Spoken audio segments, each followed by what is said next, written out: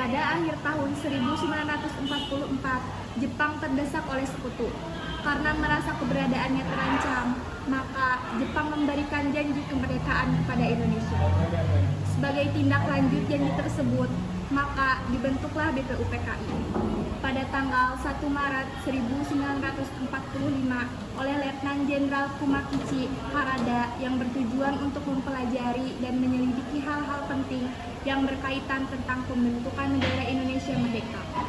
Dr. Rajiman Widyodiningrat dilantik sebagai ketua dan sebagai wakilnya adalah Ichibagase Yoshio dan Soeroso. BPUPKI pun mengadakan sidang pertama pada tanggal 29 Mei sampai 1 Juni 1945 dengan agenda merumuskan dasar negara Indonesia merdeka. Sidang pertama bertempat di gedung Chosami in Gedung Pancasila yang dihadiri oleh ketua dan wakil serta anggota BPUPKI yang berjumlah 67 orang. Rajiman, Ichibagase, Soeroso beserta para anggota duduk di tempat sidang yang telah tersedia. Rajiman pun selaku ketua membuka sidang BPUPKI. Assalamualaikum warahmatullahi wabarakatuh. Waalaikumsalam. Saudara-saudara sekalian, terima kasih sudah hadir di tempat ini. Pertama, saya selaku ketua akan memimpin jalannya sidang ini. Di samping saya adalah seorang wakil dari Jepang dan tentu saja seorang lagi wakil dari Indonesia. Saudara-saudara sekalian, kita berkumpul di gedung ini dalam rangka merumuskan sebuah landasan untuk mengokohkan negara yang akan kita bangun bersama. Untuk itu, marilah kita buka sidang pertama ini dengan agenda membahas rumusan dasar negara. Baik, untuk selanjutnya silahkan kepada saudara-saudara sekalian yang ingin menyampaikan ide dan untuk rumusan dasar negara ini. Saya harap saudara-saudara sekalian bisa berpartisipasi dalam menyampaikan gagasan untuk membangun negeri ini. Saudara-saudara sekalian, saya ucapkan terima kasih telah memberikan kesempatan untuk menyampaikan pidato singkat ini.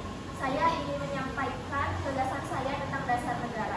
Adapun rumusan dasar negara yang saya usulkan yaitu yang pertama, peri kebangsaan, yang kedua, peri kemanusiaan, yang ketiga, peri ketuhanan, yang keempat, peri kerakyatan, dan yang kelima, kesejahteraan rakyat. Mengapa saya mengatakan seperti ini? Itu karena fondasi dari dasar negara adalah bangsa, di mana bangsa kita ini peduli kepada sesama yang mencerminkan sikap kemanusiaan, sikap bangsa kita pula yang memegang teguh toleransi dalam beragama, yang hal ini merupakan pencerminan dalam peri ketuhanan. Dan juga rakyat kita ini merupakan rakyat yang suka kebersamaan sehingga hal ini dapat mewujudkan kesejahteraan rakyat. Itulah usulan dari saya, mohon dipertimbangkan. Terima kasih. Baik, selanjutnya silahkan kepada anggota yang lainnya untuk menyampaikan gagasannya.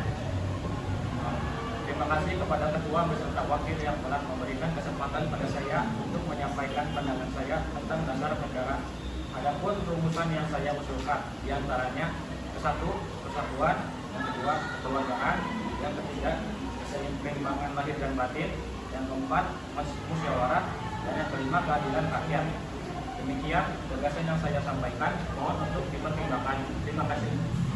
Baik, silahkan anggota lainnya untuk menyampaikan gagasannya tentang dasar negara ini.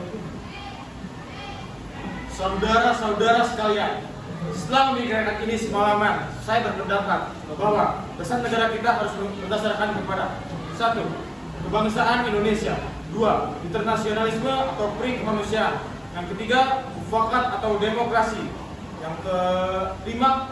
yang keempat, kesejahteraan sosial, dan yang kelima, ketuhanan yang berbudaya. Saudara-saudara, dasar negara telah saya usulkan. Usulannya ada 5. Saya memberi usul untuk memberi nama kelima dasar negara tersebut adalah Pancadharma. Namun nama Pancadharma ternyata tidak tepat di sini karena dharma berarti kewajiban, sedangkan kita membicarakan dasar.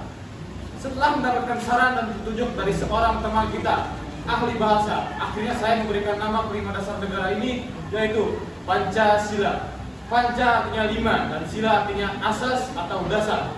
Di atas kelima dasar itulah kita mendirikan negara Indonesia kekal dan abadi. Barangkali ada saudara-saudara yang tidak suka akan bilangan yang 5 itu, Saya boleh peras sehingga tinggal 3 saja disebut Trisila, maka dinamakan Trisila, sosionasionalisme, sosiodemokrasi, dan ketuhanan. Dan jika saya peras lagi menjadi 1, maka dinamakan sosionasionalisme. Apakah saudara-saudara setuju dengan usulan saya? Silahkan temukan pendapat Anda. Terima kasih. Untuk rumusan menurut saya Soekarno Hatta izin pamit.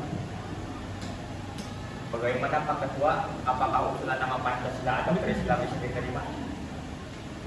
Saya selaku perwakilan dari para anggota sidang menyatakan setuju dengan nama Pancasila yang disampaikan oleh Pak Soekarno.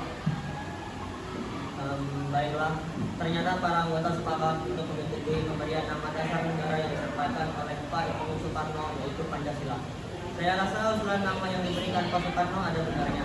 Hadirin, ada beberapa hal yang akan disampaikan oleh wakil dari Jepang. Silakan kepada bicara Jepang.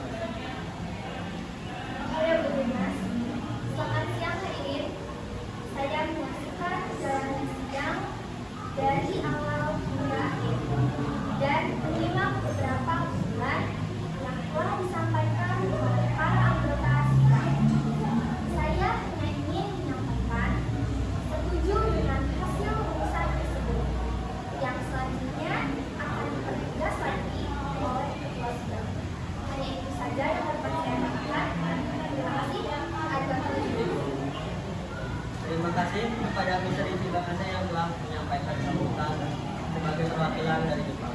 Saudara-saudara sekalian, tadi kita sudah menyimak bagaimana pandangan tentang dasar negara yang telah disampaikan Dr. Muhammad Yamin, Dr. Supomo, dan Insinyur Soekarno. Nama dasar negara pun sudah kita sepakati, yaitu Pancasila. Namun, mengenai rumusan resmi dasar negara Pancasila tersebut akan dibahas lebih lanjut oleh panitia 9. Dengan demikian, sidang pertama BPUPKI dengan agenda rumusan dasar negara kita akhiri sampai di sini. Sidang BPUPKI pertama pada tanggal 29 Mei sampai 1 Juni 1945 dengan agenda merumuskan dasar negara berakhir. Selanjutnya, dasar negara tersebut dibahas dalam sidang yang dilakukan oleh Panitia 9. Sebagai ketua dipilih Ir Soekarno dan anggotanya terdiri dari Dr. Muhammad Hatta, Mr. A.A. Maramis, Abdul Qamar Muzakir, Ahmad Subarjo, Mr. Muhammad Yamin, Haji Agus Salim, Kiai Haji Wasidi Hasim, dan Adi Koesno. Panitia 9 menghasilkan sebuah rumusan dasar negara yang terdapat dalam pembukaan Piagam Jakarta. Hal-hal yang menyangkut orang banyak sebaiknya dan seharusnya dimusyawarahkan terlebih dahulu untuk mencapai kata mufakat, sehingga tidak ada saling dirugikan.